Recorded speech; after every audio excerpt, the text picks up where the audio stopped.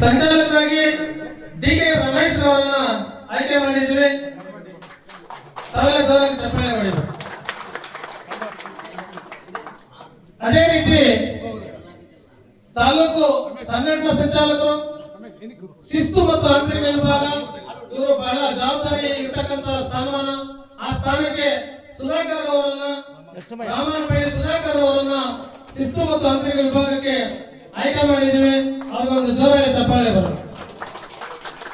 ಅದೇ ರೀತಿ ನಮ್ಮಲ್ಲಿ ಇನ್ನೊಂದು ವಿಭಾಗದ ಸಂಘಟನಾ ಸಂಚಾಲಕರಾಗಿ ಸೋಮನಾಥಪುರ ಶ್ರೀನಿವಾಸ್ ಅವರನ್ನ ಆಯ್ಕೆ ಮಾಡಿದ್ದೀವಿ. ಸೋಮನಾಥಪುರ ಶ್ರೀನಿವಾಸ್ ಅವರನ್ನ ಇನ್ನೊಂದು ವಿಭಾಗಕ್ಕೆ ಆಯ್ಕೆ ಮಾಡಿದ್ವಿ. ಜೋರಾಗಿ ಚಪ್ಪಾಳೆ.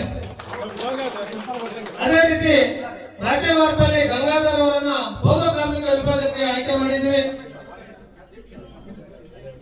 ಹಾಗೆ ಚಾಪೇಲು ರಘು ಅವರನ್ನ ಸಂಘಟನಾ ವಿಭಾಗದ ಸಂಘಟನಾ ಸಂಚಾಲಕರಾಗಿ ಆಯ್ಕೆ ಮಾಡಿದ್ವಿ. ಅವರು ವೇದಿಕೆಗೆ ಬರಬೇಕು. ಸ್ವಲ್ಪ ಸ್ಫೂರ್ತಿ ಕೊಡ್ರಿ ಅವ್ರಿಗೆ. ಬತ್ತಲವಾರಪಲ್ಲಿ ನರಸಿಂಹಪ್ಪ ಅವರನ್ನ ಕಾರ್ಮಿಕ ವಿಭಾಗದ ಸಂಘಟನಾ ಸಂಚಾಲಕರಾಗಿ ಆಯ್ಕೆ ಮಾಡಿದ್ವಿ. ಅವರು ಕೂಡ ಬರ್ಬೇಕಂತ ವೇದಿಕೆ ಬರ್ಬೇಕು ಕೊಡ್ತಾ ಇದ್ವಿ. ಮಂಗಲವಾರಪಲ್ಲಿ ಇವರನ್ನ ಸಾಂಸ್ಕೃತಿಕ ವಿಭಾಗದ ಸಂಘಟನಾ ಸಂಚಾಲಕರಾಗಿ ಆಂಜನಪ್ಪ ಮಂಗಲವಾರಪಲ್ಲಿ ಅವ್ರನ್ನ ಆಯ್ಕೆ ಮಾಡಿದ್ವಿ. ಅವರು ವೇದಿಕೆಗೆ ಬರಬೇಕು. ಹಾಗೆ ಟೈಲರ್ ವೆಂಕಟೇಶ್ ದುಗ್ನಾಯಕನಹಳ್ಳಿ ಅವರನ್ನ ಸಂಘಟನಾ ಸಂಚಾಲಕರಾಗಿ ಆಯ್ಕೆ ಮಾಡಿದ್ವಿ. ಅವರು ವೇದಿಕೆಗೆ ಬರಬೇಕು. ಹಾಗೆ ಮತ್ತೊಬ್ಬರು ವೆಂಕಟರಮಣ ಟೈಲರ್ ಕೊತ್ತೂರಲ್ಲಿ ಅವರನ್ನ ತಾಲೂಕು ಖಜಾನ್ಸಿಯಾಗಿ ಆಯ್ಕೆ ಮಾಡಿದ್ವಿ. ಇವರು ಸ್ವಲ್ಪ ಜೋರಾಗಿ ಚಪ್ಪಾಳೆ ಮಾಡಿದ್ವಿ. ಖಜಾನ್ಸಿ ಅತಿ ಹೆಚ್ಚು ಜವಾಬ್ದಾರಿಯನ್ನು ನಡ್ಕೋಬೇಕು.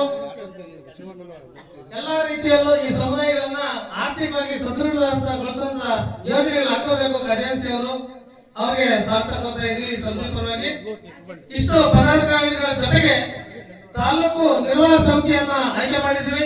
ಈ ನಿರ್ವಾಹಕ ಸಮಿತಿ ಈ ಪದಾಧಿಕಾರಿಗಳಿಗೆಲ್ಲ ಸಲಹೆ ನೀಡಿ ಅವರಿಗೆ ಸರ್ಕಾರದಲ್ಲಿ ನಡೆದುಕೊಂಡು ಹೋಗ್ಲಿಕ್ಕೆ ಅವರು ಜವಾಬ್ದಾರಿ ತಗೊಂಡು ಇವರಿಗೆ ಸಲಹೆ ಸೂಚನೆಗಳನ್ನು ಕೊಡಬೇಕು. ತಾಲೂಕು ಸಮಿತಿಯವರು ತಾಲೂಕು ಸಮಿತಿಯ ಪದಾಧಿಕಾರಿಗಳಾಗಿ ನಾರಾಯಣಪ್ಪ ವೆಂಕಟಪ್ಪ ಬತ್ತಲವಾರಪಲ್ಲಿ ಅವ್ರು ಬರಬೇಕು. ನಾರಾಯಣಪ್ಪ ದುಂದೂರ್ಪಲ್ಲಿ, ಸುಬ್ರಾಯಪ್ಪ ರಾಮನಪಾಡಿ, రమేష్ ఎందుకు బదలಬೇಕು ఆ ఎందుకు వచ్చాను చైర్లైన్కి వచ్చాను మీరంతా రామనపాడి, జయరామప్ప గడ్డంపల్లి,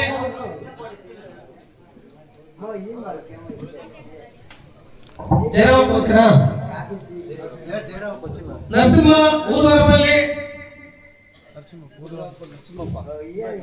యేసు ఊదవరపల్లి, యేసు కృష్ణప్ప చిన్నగానపల్లి,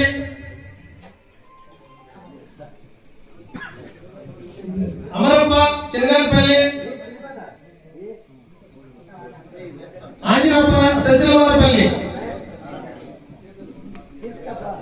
ಇವರನ್ನ ಚೇಳೂರು ತಾಲೂಕು ಸಮಿತಿಯ ಸಂಪೂರ್ಣ ಪದಾಧಿಕಾರಿಗಳಾಗಿ ಆಯ್ಕೆ ಮಾಡಿದ್ದೇವೆ.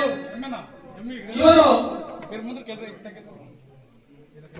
ನಿಷ್ಪಕ್ಷಪಾತವಾಗಿ ಪ್ರಾಮಾಣಿಕವಾಗಿ ಅಥವಾ ಯಾವುದೇ ತಾರತಮ್ಯ ಮಾಡದೆ ದಲಿತ ಚಳವಳಿಯಲ್ಲಿ ಸಕ್ರಿಯವಾಗಿ ಕೆಲಸ ಮಾಡಬೇಕು ಅಂತ ಹೇಳಿ ಜಿಲ್ಲಾ ಸಮಿತಿ ಮೂಲಕ ಅವರಿಗೆ ಒಂದು ಸೂಚನೆಯನ್ನ ಕೊಡ್ತಾ ಇದ್ವಿ.